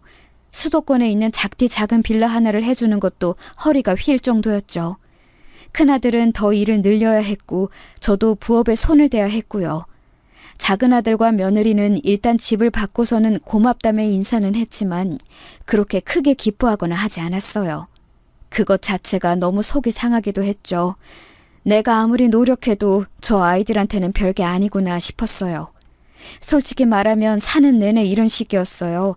작은 아들은 결혼한 이후에도 집에서 틈만 나면 돈을 가져가려고 했었죠. 며느리는 결혼하자마자 회사에서 일하는 걸 그만뒀고요. 아들 역시도 겨우 10명도 되지 않는 직원이 있는 작은 회사가 마음에 들지 않았던지 다닌 지 10년을 채우지 못하고서 그만두었어요. 하기사 그 정도면 많이 다니기는 했는데 이직을 잘했다면 모르지만 아예 그만두고서 자기 사업을 하고 싶다고 하더라고요. 그때 나이 30이 넘었을 때였으니 뭐 엄마라고 제가 하지 말라고 말릴 수 있는 나이도 아니었고 당연히 알아서 하겠거니 했어요. 그런데 그게 그렇지가 않더군요. 사업이 잘 되었으면 모르는데 잘 안 되니까 집에서 돈을 야금야금 가져갔어요. 큰아들이 돈을 열심히 벌고 저는 젊은 시절에 구두쇠처럼 살던 기질이 남아있어서 돈을 정말 많이 아껴서 잘 모았거든요. 그러니 집에 그렇게 돈이 없지는 않았는데 작은 아들은 시시때때로 와서 돈을 달라고 했었어요. 큰아들은 못마땅한 얼굴이었지만 작은 아들의 딱한 사정을 듣고서는 한숨을 쉬면서 돈을 내줄 때가 많았죠. 아마 제가 작은 아들이 안 되었어서 큰아들한테 부탁해서 더 그랬을지도 몰라요. 형제간의 우애가 돈보다 중요하다고 저는 그때는 그렇게 생각했었죠. 그런데 결정적으로 사이가 틀어졌던 건이 생겼어요. 저희 집에 밭이 조금 있었는데 사실 거기가 굉장히 쓸모없는 땅이었거든요. 그런데 지역이 개발되면서 그쪽에 마트가 들어섰고 거기서 돈이 좀 생겼어요. 그렇다고 해서 막 엄청나게 받은 건 아니고 적절한 값에 판 그 정도였죠. 그런데 이걸 작은 아들 부부가 안 거예요. 며느리가 전화가 와서 저한테 거의 따지자시피 말하더군요. 아니 어머님, 땅을 파셨으면 파셨다고 저희한테 말씀하셨어야죠. 아니, 판지 얼마 되지도 않았다. 너희 오면 이야기하려고 했지. 아주버님이 말씀 안 해주셨으면 아예 모를 뻔했잖아요. 세상에, 그거 돈 저희 얼마 주실 거예요? 순간 말문이 막히더군요. 큰아들이 작은아들하고 통화하면서 무심결에 그런 일이 있었다. 한번 집에 와서 밥 먹고 가라. 이런 식으로 말을 했는데 그걸 듣고서는 벼락같이 저한테 전화해서 땅 팔았으면 돈 내놓으라는 식으로 말을 하는 거였어요. 그때까지는 그래, 어차피 나 죽으면 너희한테 절반 갈 돈인데 뭐 어떠니 싶었지만 그 전화를 받고서 며느리 따지는 소리를 듣는 순간 화가 치밀더군요. 사실 그때까지 꽤 오랜 시간 동안 작은아들 내외한테서 받은 스트레스가 어마어마했거든요. 무슨 일만 생기면 돈 달라, 재산 뭐 없느냐, 다른 부모들은 어떻다더라. 너무 많은 투정을 부려대서 저는 제가 부모가 아니라 무슨 빚쟁이인 줄 알고 살았어요. 그런데 정말 이렇게 부모한테 대놓고 당연하게 돈 갈라서 내놔라 하는 건 아니잖아요. 너희한테 줄 돈 없다. 제가 딱 잘라 말하니까 순간 며느리가 전화 저쪽에서 조용해지더라고요. 뭐라고요, 어머니? 잠시만. 뭔가 제가 잘못 들은 것 잘 들었어. 이젠 너희한테 돈 안 줄 거다. 내가 무슨 빚쟁이니? 어머니? 너희가 지금까지 가져간 돈만 해도 아파트 2채는 사고도 남았겠다. 대체 무슨 생각으로 나한테 계속 너희한테 돈을 내달라고 요구하는 거니? 심지어 내 돈도 아니야. 너희 아주버니가 벌어오는 돈인데 대체 정신이 있는 거니 없는 거니? 저는 며느리한테 전화로 마구 쏘아붙였어요. 제가 며느리한테 말을 험하게 한 것은 그때가 처음이라 그런지 며느리는 당황해서 제대로 대답을 못하더군요. 그동안 저희 집에서 가져간 돈을 하나씩 꼽아보면서 대체 무슨 빚쟁이냐고 소리를 지르고 전화를 끊어버렸죠. 화가 나서 씩씩거리고 있는데 그때 집에서 쉬고 있던 큰아들이 제 전화 소리를 듣고 방에 와서 무슨 일이냐고 궁금해하며 묻더군요. 그래서 저는 큰아들을 붙들고 조금 속 이야기를 했어요. 저는 나름대로 작은아들도 너무 예뻐하면서 키웠고 애도 나쁘지 않게 자라났다고 생각했는데 결혼하고서 대체 왜 저렇게 되었는지 알 수가 없었거든요. 큰아들은 복잡한 얼굴을 하고서 저를 위로하고 있었죠. 사실 저도 정말 한계였는데 그동안 엄마 봐서 걔한테 돈 주고 있었던 거였거든요. 엄마 모르게 뒤로도 저한테 더 달라고 한 적도 있었어요. 뭐? 정말 미쳤구나. 그걸 또 더 줬어? 예, 뭐 사업 위험하다고 어쩌고 하는데 뭐 별 수가 있나요. 하지만 이제는 주지 않으려고요. 그래, 나도 이제 한계다. 어쩌면 저렇게 뻔뻔할 수가 있니? 작은아들은 그날 저녁 전화가 와서 대체 왜 그러냐고 평소와 뭐가 다르냐고 한참이나 투덜대더군요. 사실 걔 입장에서야 황당할 수 있죠. 평소처럼 자기 쪼들린다고 내놓으라고 한 것뿐인데 갑자기 엄마와 형이 돌아서서 화를 내고 있으니까요. 그동안 쌓인 게 얼마큼인지를 아예 모르는 눈치더라고요. 하지만 저희는 계속 차갑게 대했고 그 이후로 그래도 저한테 사근사근하게 대하던 며느리의 태도도 완전히 달라졌어요. 작은아들 역시 마찬가지였죠. 처음에는 그래도 저하고 대화를 해서 마음을 돌려보려고 하는 게 느껴졌지만 그거 자체가 좀 소름이 돋더라고요. 한번 마음이 돌아서니까 아예 이제 돈 관련된 이야기를 꺼내면 네가 그러면 그렇지 하는 마음으로 보게 되었어요. 그렇게 완전히 서로 마음이 돌아선 채로 살았어요. 뭐 이렇게 간단하게 이야기를 줄이는 거지만 진짜 많은 일들이 있었거든요. 내가 정말 부모가 맞나 싶을 정도로 작은 아들 부부 태도가 달라지더군요. 아예 재산을 나눠줄 생각이 없어 보이니까 작은 아들은 고향에 내려오지도 않았고 며느리도 저를 안 볼 기세로 모른 척했죠. 가끔 전화통화나 하는 게 전부였어요. 그나마 전화통화 자체도 기분 좋게 끝나는 경우가 거의 없었고요. 그런데 이제 작은아들 부부한테서 손자 둘을 봤거든요. 다른 건 몰라도 손자들은 보고 싶잖아요. 그것 때문에 세월이 지나면서 제가 가끔 약해졌죠. 큰아들은 여전히 강경하게 작은아들 가족하고 담을 쌓고 살았지만 간혹 제가 정말 너무 견딜 수가 없이 손자들을 보고 싶을 때가 있었어요. 큰아들은 결혼을 하지 않고 혼자 살았기 때문에 저한테 더 신경 쓰고 다정하게 대해줄 수 있었지만 손자에 대한 그리움은 늘 있었죠. 큰 손자가 20살이 되어서 대학에 들어갔다는 소식을 듣고서는 제가 용돈과 대학 1년 등록금 명목으로 좀 큰 돈을 송금하기도 했어요. 돈을 받고 나니까 갑자기 작은 아들한테 아주 상냥한 목소리로 전화가 와서 돈 잘 받았다면서 손자를 바꿔주더군요. 손자는 아직 갓 20이라 그런지 순진한 목소리로 할머니 보고 싶다고 등록금하고 용돈 감사하다고 인사를 했어요. 제 아비 어미와는 다르게 예의 바르고 참 좋은 애였죠.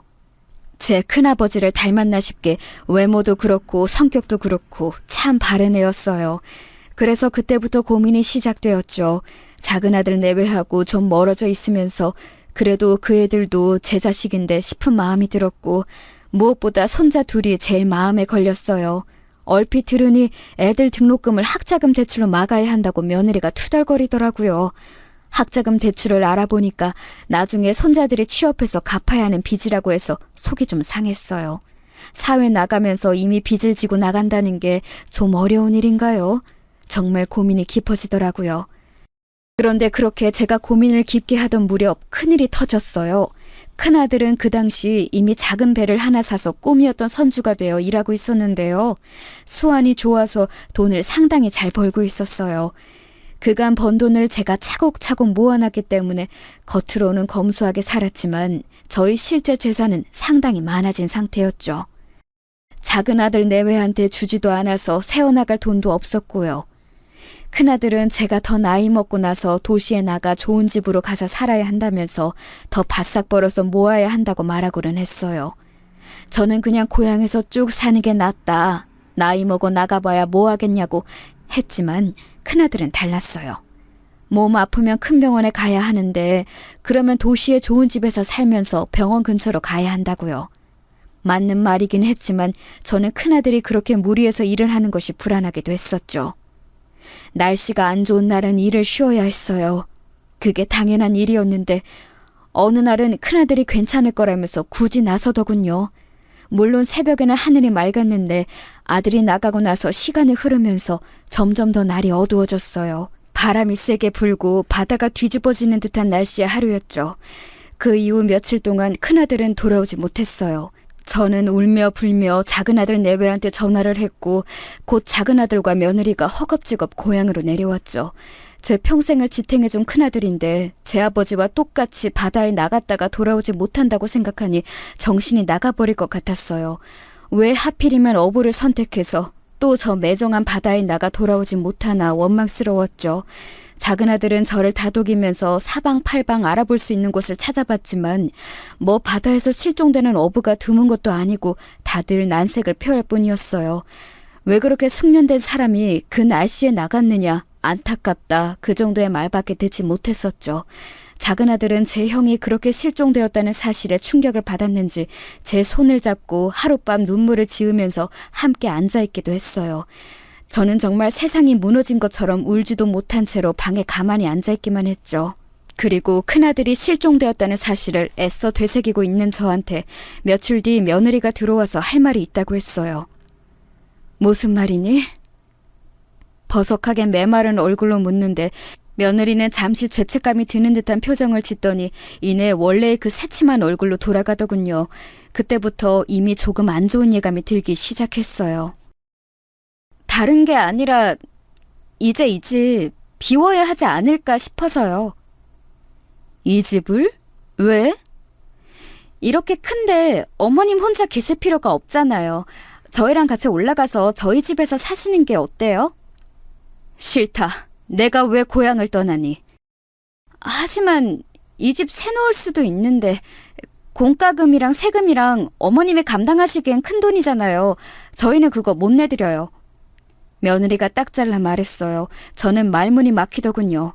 사실 지금 사는 집이 중간에 한번 이사를 해서 제법 크고 좋은 단독주택이었어요. 마당도 넓고요. 큰아들이 워낙 부지런했기 때문에 바닷일을 하면서도 마당을 너무너무 잘 가꿔 놓았고 그 덕분에 예쁜 조경을 감상할 수 있었죠. 그런데 제법 크기가 컸기 때문에 세금도 상당히 나가고 정원에 들어가는 물값이나 집안 전체에 들어가는 돈이 상당히 크다고 알고 있었어요. 큰아들이 있을 때는 돈 문제를 전부 큰아들이 처리했기 때문에 제가 정확하게는 몰랐지만 말이에요. 그 돈을 이제 아무런 수입도 없는 제가 낼 수는 없었죠. 그래서 나를 데려가겠다는 거니? 저희 집에 함께 계시면 되잖아요. 목돈 야금야금 갉아먹으면서 생활비하고 이런저런 돈으로 쓰느니 차라리 저희가 모시면 얼마든지 돈 아낄 수 있고. 며느리가 그렇게 말하는데 그것도 그렇겠다 싶기는 했어요. 작은 아들이 이제 모시겠다는 거니까 저한텐 나쁠 것도 없을 듯 했고요. 좋다.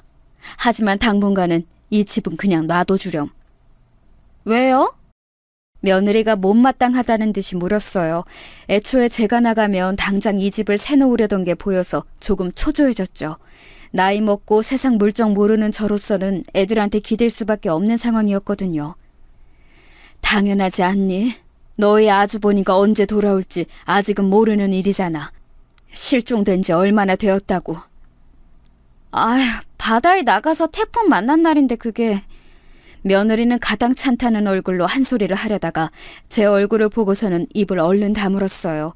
며느리가 하려던 말은 끝까지 듣지 않아도 알 수 있었죠. 제가 생각해도 큰아들이 다시 돌아올 확률은 아주 낮았으니까요. 하지만 부모 마음이라는 게 절대 그럴 수가 없는 노릇이었죠. 그래서 저는 작은아들 내외를 따라서 서울로 올라왔어요. 일단 큰아들이 실종되었으니 제가 정신을 제대로 차릴 수가 없어서 옆에서 도와줄 사람이 필요해 어쩔 수 없는 선택이기도 했었죠. 그런데 작은 아들네 와보니까 이건 도저히 머물 수 있는 환경이 아니더군요. 저와 큰아들이 지원해준 돈은 대체 어디로 갔는지 알 수가 없었어요. 작은 아파트, 그것도 정말 너무 오래되어서 녹물이 나올 정도로 낡은 아파트에 살더군요. 그 사이에 작은 아들네에 이사 온 후 한 번도 안 와본 것이 어미로서도 불찰이기는 하지만 그래도 좀 심했어요. 방은 3개인데 이미 다 큰 손자들 둘이 한 방을 쓰고 하나는 안방, 하나는 창고방으로 쓰다가 그 창고방을 대충 치워놓고 저한테 들어가라고 하더라고요. 일단 들어가라니 들어가기는 했는데 침대도 아니고 이부자리를 폈다 개키면서 써야 했어요. 저는 이미 다리가 불편한 상태였기 때문에 바닥에 앉기가 힘들었는데도요. 방이 너무 좁아서 의자고 침대고 놓을 공간이 안 나오기도 했어요. 그렇다고 해도 간이 침대라도 하나 들여놔줄 수 있는 거 아닌가요? 그래서 저는 작은 아들하고 며느리한테 며칠 뒤에 침대 이야기를 했어요. 나 다리가 불편해서 더는 바닥에서 못 자겠구나. 자고 일어날 때 다리가 너무 아파. 작은 침대라도 하나 들여놔주렴. 침대요? 아, 침대가 요새 얼마나 비싼데요. 뭐 100만 원 돈도 안 하잖니. 그 정도면. 무슨 말씀이세요? 지금 애 등록금 대려면 돈 모자란데. 학자금 대출한다고 하지 않았니? 그러니까 돈이 모자라서 대출하는 거잖아요. 엄마도 참. 작은 아들은 투덜거리면서 노골적으로 저를 못마땅해하고 있었어요. 며느리도 고개를 돌리고 저를 외면하고는 있었지만 마찬가지였죠. 저는 좀 충격적이어서 가만히 입을 다물었어요. 큰아들이 없는 제 위치가 어느 정도인지를 새삼스럽게 알게 되는 듯한 기분이었거든요. 제가 그 말을 하고도 며칠 뒤까지 아무런 이야기가 없었어요. 그래도 다리가 너무 불편해서 이거 침대나 의자가 없으면 생활하다가 다리 관절이 완전히 나빠질 것 같은 기분이 들었죠. 말하기가 한층 조심스러워졌지만 저는 할 수 없이 다시 한번 작은 아들을 불러서 같은 이야기를 했어요. 또 같은 이야기에서 미안하다만 내가 정말 다리가 너무 불편하구나. 침대 작은 거 하나만 들여놔주렴. 아니면 내 돈으로 살 테니 들여놓을 때만 좀 도와주겠니? 기사 아저씨가 일은 다 할 테니까. 아, 진짜 이 좁은 집에 짐 하나 더 넣으면 얼마나 귀찮은지 아시면서 그래요? 강원도 집이야 넓고 편해서 엄마 하고 싶은 대로 하고 사셨겠지만 여기서는 안 돼요. 다 사정에 맞춰서 살아야 한단 말이에요. 작은 아들은 투덜거리면서 한숨을 쉬었어요. 그러더니 골똘히 궁리하는 표정이 되었죠. 알았어요. 그럼 어떻게든 제가 엄마 편하게 뭔가 술을 마련해 볼게요. 아, 그래 줄래? 저는 작은 아들인 며느리를 설득해서 어떻게든 침대를 들여놓을 만한 술을 마련한다는 것인 줄 알았죠. 너무 당연하지 않을까요? 며느리가 살림살이를 도맡고 있는 사람이니까 아무래도 며느리한테 허락을 받아야 할 거예요. 저그들이 날 데리고 와서 이 좁은 아파트에서 모시고 살겠다고 했지만 그래도 어쨌든 같이 사는 사람이니 며느리도 오케이를 해야 할 테니까요. 그런데 며칠 뒤 작은 아들이 저를 데리고 나와서 한 말은 충격적이었어요. 엄마, 침대는 못 살 것 같지만요. 그런데 그냥 저희 집 말고 더 편한 데 가시는 게 좋을 것 같아요. 더 편한데? 빙글빙글 웃으면서 작은 아들이 그렇게 말하는데 뭔가 불길하더군요. 저는 불안한 얼굴로 작은 아들을 쳐다보면서 무슨 말인지 모르겠다고 고개를 저었어요. 무슨 소리니 그게? 요양원요. 아시면서 모른 척하세요? 뭐 요양원? 저는 너무 놀랐어요. 아니, 제가 나이가 많기는 해도 거동에 불편함은 없었고 정신도 맑았거든요. 혼자 생활하는데 아무런 지장이 없었어요. 그런 저한테 불편할까봐 자기네 집에서 함께 살자고 한 건 작은 아들네가 먼저였는데 그건 상관없이 저한테 요양원으로 가라니요. 너 요양원으로 가라니 그게 무슨 소리니? 요양원이 요양원이죠 뭐. 거기 가시면 침대도 있고 시중 들어주는 사람들도 있으니 편할 거예요. 그게 무슨 소리야. 거기는 죽을 날 받아놓고 거동 못하는 노인네들이 가는 곳이다. 난 멀쩡해. 절대 안 간다. 제가 펄쩍 뛰자 작은 아들은 입을 대빨 내밀고서 불평불만을 늘어놓기 시작했어요. 아니 거기가 뭐 어때서 그러세요? 사실 어르신들이 가는 곳 맞고 그래서 더 편할 텐데요. 난 거동 혼자 살 수 있다니까. 이럴 거면 그냥 나 시골집에 데려다다오. 나 혼자 얼마든지 산다. 형 없이 엄마 혼자 어떻게 살아요? 엄마도 뭐 이제 살 날 얼마 안 남은 거 맞지 뭘. 요양원 들어가서 여생 보내시면 조용하고 좋잖아요. 뭐? 너 그게 엄마한테 할 소리냐? 대놓고 살 날 얼마 안 남은 사람 취급을 하는데 어이가 없고 기가 막히더군요. 작은 아들이 속을 썩이기는 했지만 그래도 정말 온 성을 다해 길렀고 성인이 된 이후에도 제 사정에는 나름대로 애를 써가면서 뒷바라지를 해주려고 노력했어요. 그런데 이제 와서 형이 없다고 저를 이런 식으로 취급하다뇨. 너 엄마를 요양원으로 보내고 뭘 어쩌려고 그러는 거니 대체? 아니 엄마 뭘 어쩐다고 그래. 어차피 내가 엄마 아들인데 뭘 하겠어요. 내가 그걸 모르겠어서 그런다. 대체 무슨 생각이야? 제가 화를 내자 작은 아들은 일단 자리를 모면하자는 생각인 듯이 말을 이리저리 돌렸어요. 나는 이제 너 못 믿겠다. 대체 뭘 하려는 거니? 생각이 있는 거야? 아이고 정말 너무 과하게 걱정하시네. 작은 아들은 제가 계속 추궁하자 결국 화를 내면서 말을 했죠. 엄마, 아들 이제 나 하나 남았어요. 나도 좀 편하게 살자. 그동안 형하고 엄마만 둘이 편하게 살았잖아. 나하고 애들 엄마 고생하는 거 그렇게 외면하고 살았으면서 미안하지도 않아요? 엄마는 항상 그런 식이지. 옛날에도 형한테만 밥 많이 주고 형만 칭찬하고 형한테만 용돈 주고. 순간 말문이 막히더군요. 제가 치매가 걸려서 옛날 일을 완전히 잊은 게 아니라면 절대 그런 일은 없었어요. 큰아들은 도리어 제가 받은 밥에서 남겨서 절 주려고 했고 그 밥을 빼앗아 먹은 건 작은 아들이었죠. 너무 화가 나서 말을 어떻게 할 수가 없는데 작은 아들이 그 틈을 안 놓치고 대거리를 하더라고요. 그동안 엄마하고 형하고만 편히 살아서 좋았겠어요.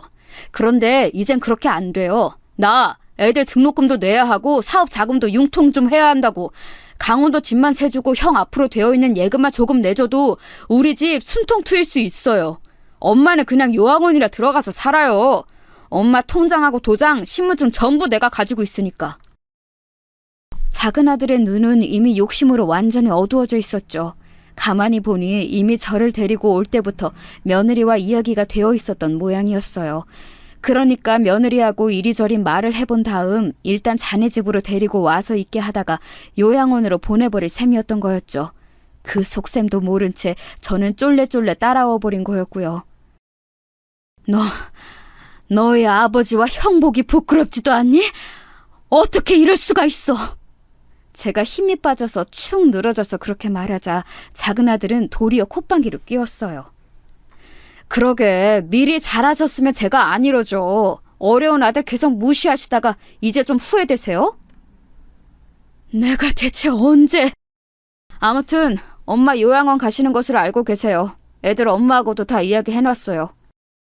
작은 아들은 그렇게 일방적으로 통보해버렸어요. 그리고 며칠 뒤 정말로 작은 아들과 며느리가 제 짐을 꾸려서 저더러 나오라고 하더군요.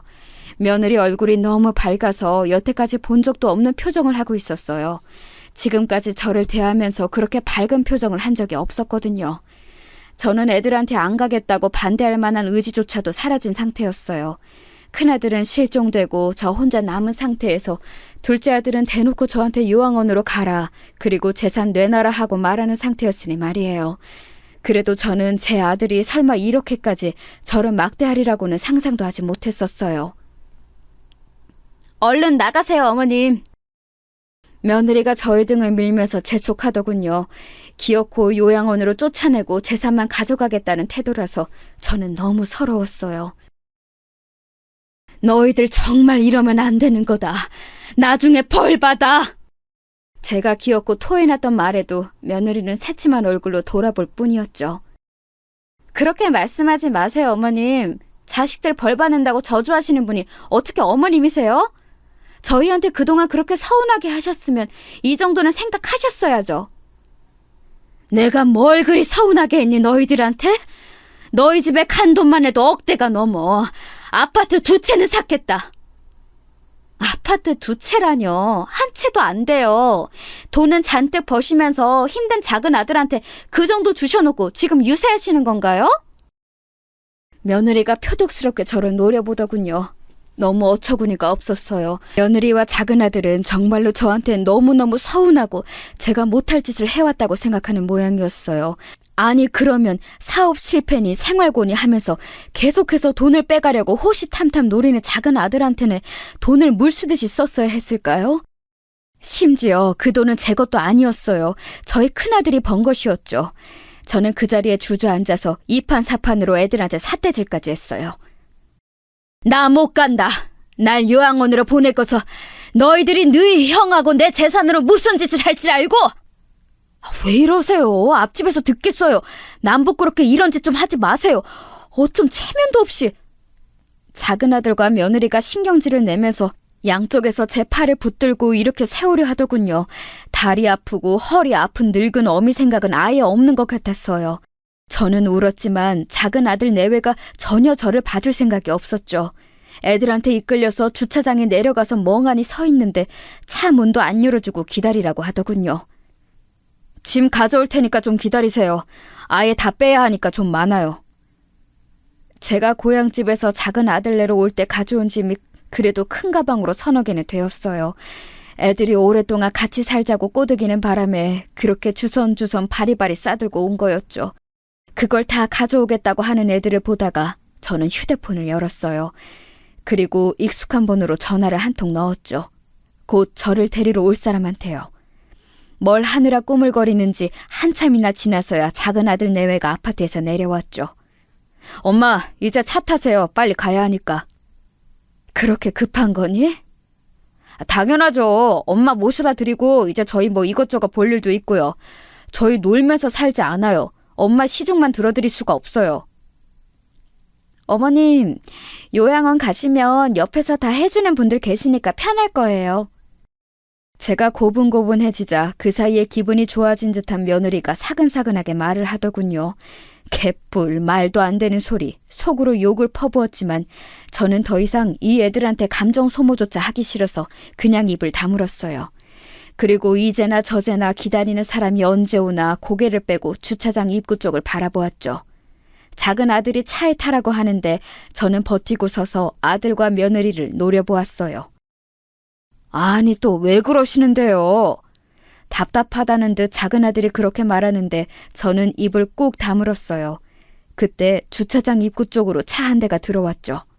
그리고 저는 얼른 그 차 쪽으로 뛰어갔어요. 엄마, 뭐 하세요? 제가 차 앞으로 뛰어들까 겁이 더럭 났던지 작은 아들이 급하게 제 쪽으로 와서 저를 잡으려고 들었죠. 하지만 저는 작은 아들한테 잡히는 것도 싫어서 차 뒤쪽으로 돌아서 도망갔어요. 다른 주민들이 보면 치매 노인이라고 해요. 남 부끄럽게. 작은 아들이 소리를 지르면서 저를 잡으려고 했지만 그 사이에 운전석에서 남자 한 명이 내려서 막아섰죠. 그리고 그 남자 얼굴을 확인한 작은 아들 표정이 볼만하더군요. 형? 그래, 나다. 큰아들은 화가 잔뜩 난 얼굴로 표정을 굳히고 작은 아들을 내려다보았어요. 원래도 큰아들이 키가 크고 오랫동안 바다 일을 해서 체격도 비교가 안 될 정도로 크고 건장했죠. 작은 아들은 계속 운동도 하지 않고 사무직 일만 해서 체격이 상당히 왜소했어요. 애초에 장남한테는 작은 아들이 고분고분한 것도 있었고요. 그때 뒤를 따라왔던 며느리도 기겁해서 입을 가렸어요. 어머, 아주버님? 그래요, 재수씨. 오랜만입니다. 큰아들은 불쾌한 얼굴로 저를 뒤로 숨기고서 작은 아들 내외를 훑어보았어요. 작은 아들은 제대로 말이 나오지 않는지 한참이나 더듬거리다가 말을 꺼냈죠. 형, 어떻게, 아니, 바다에서... 그래, 실종되었었지. 근데 넌 그 사이에 엄마 잘 안 모시고 지금 뭐 하는 거냐? 아니야, 잘 모셨어. 지금은 그냥 모시고 나들이 가려고 했던 거야. 작은 아들은 황급하게 며느리한테 눈짓했고 며느리 역시도 당황해서 말했어요. 맞아요. 지금 어머님이 답답하다고 하셔서 모시고 나가려고 했거든요. 그렇죠, 어머님? 며느리는 제발 부탁한다는 듯한 어조로 저한테 물었어요. 하지만 저는 이제 거기에 대고 맞춰줄 생각 같은 건 없었죠. 모시고 나가려고 한 거 맞지? 요양원으로 말이다. 저는 큰아들 뒤에 서서 작은 아들과 며느리를 노려봤어요. 실시간으로 둘의 얼굴이 창백해지고 있더군요. 큰아들의 얼굴은 험상 굳어졌고 원래도 체격이 좋고 조금 위압적인 큰아들이 한 걸음 다가서니까 왜소한 작은 아들이 주춤거리면서 물러날 수밖에 없었어요. 이전이었다면 작은 아들이 안쓰러워서 막아줬겠지만 이제는 그럴 마음이 조금도 들지 않았죠. 제가 왜 그래야 할까요? 기회가 생기자마자 저를 요양원에 보내려고 했던 자식인데. 애초에 바다에 나갔던 다음날 돌아왔는데 너하고 재수씨가 어떻게 나오나 보려고 내가 안 나타나고 있었다. 그랬더니 결국 이 꼴이구나. 이미 엄마한테 전화로 이야기 다 들었다. 형, 그런 게 아니라 너 엄마 신분증하고 도장 다 빼앗아 가지고서 협박했다며? 큰아들이 으르렁거리면서 말하자 작은 아들과 며느리가 할 말을 찾지 못하고 입만 뻐끔대다가 고개를 숙였죠. 나 나중에 죽으면 너희한테 유산을 얼마나 줘야 하나 고민 중이었다. 이제 결론이 났구나. 너희한테는 한 푼도 못 주겠다. 저는 작은 아들 내외를 노려보았어요. 뭔가 말을 하려고 했지만 앞에 큰아들이 있으니 제멋대로 뻗대지도 못하더군요. 게다가 자기네들이 한 짓이 너무 만천하에 까발려졌으니까요. 결국 큰아들이 요구해서 그 자리에서 제 신분증과 통장, 도장을 다시 돌려받았어요. 큰아들은 딱 버티고 작은 아들네 차 앞에 서서 꼼짝도 못하게 하겠다고 만약 필요하다면 이 아파트 주차장 입구 차로 막아버리고 니네 집 호수 대겠다고 노모를 요양원에 보내고 재산 갈취하려 한 거 동네방네 떠들겠다고 하면서 협박을 했죠. 큰아들은 정말 착한 애였지만 한다면 하는 성격이었기 때문에 작은 아들은 벌벌 떨면서 제 신분증과 도장을 내놓을 수밖에 없었어요. 작은 아들은 못된 심보에 비해서 간이 정말로 작았거든요. 이 아파트에서 대놓고 노모를 버리려고 했다는 소문이 들리면 꽤나 얼굴 두고 다니기 민망해질 테니까요. 큰아들은 한치의 양보도 없이 작은 아들을 몰아붙였는데 그걸 보는 제가 어찌나 속이 시원하던지 제 짐까지 전부 다 큰아들 차로 옮기고서 저는 큰아들 차에 탄 채로 한숨을 쉬었어요. 작은 아들과 며느리 얼굴 두 번 볼 것도 없이 큰아들이 곧장 출발했죠.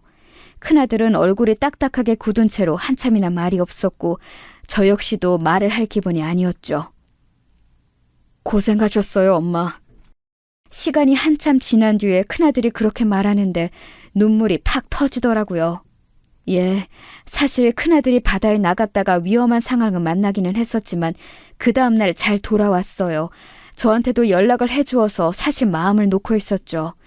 큰아들이 무사히 돌아왔다는 사실을 알고는 있었는데 이왕 이렇게 된 거 한번 둘째네가 어떤 생각을 품고 있나 좀 보자 하면서 큰아들과 말을 맞췄었어요. 그래도 손자들이 장성했고 그간 왕래가 드물었으니 좀 정신을 차렸을까 기대도 하면서 말이에요. 세월이 지나면 철이 없던 사람도 철이 들게 마련이잖아요.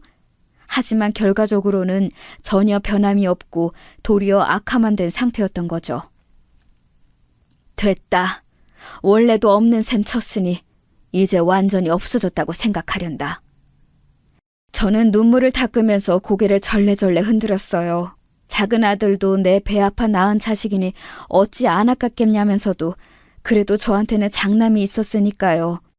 원래도 괘씸하다 생각하고 있었으니 이제와 달라질 것도 없었어요. 그저 아까운 것은 손자들 뿐이었죠. 손자들은 애들이 정말 착하고 저를 좋아해줬거든요. 제가 조금 도와주면 학자금 정도는 걱정 없을 수 있겠죠. 하지만 그 애들의 복이 거기까지겠거니 생각하면서 잊어야만 했어요. 어차피 손자들의 부모는 제가 아니고 작은 아들 내외였으니까요. 그 이후에 저는 다시 강원도로 돌아와서 고향집에서 큰아들과 함께 살아가고 있답니다. 사실 작은 아들은 아예 버렸다 생각하고 있으니 큰아들한테 며느리가 늦게라도 들어오기를 기대하며 살고 있어요. 하지만 장남은 결혼 생각이 별로 없고 저한테만 지긋정성이네요.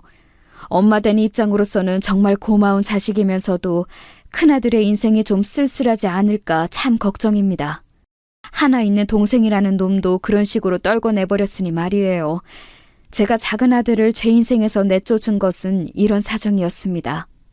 이제 가능한 작은 아들한테 상속을 안 할 수 있는 방법을 찾고 있어요. 유류분도 받아가지 못하게 하고 싶네요. 어떻게든 생전에 먼저 증여하든지 기탁을 하든지 해서라도 작은 아들 놈이 아무것도 받지 못하게 하려고 해요. 작은 놈이 사람답게만 굴었어도 이 짓은 안 했을 거라 생각되어서 서럽네요. 그래도 자식 농사 하나는 성공했으니 제 인생 절반은 성공이라 생각하고 살렵니다. 제 이야기는 여기까지입니다.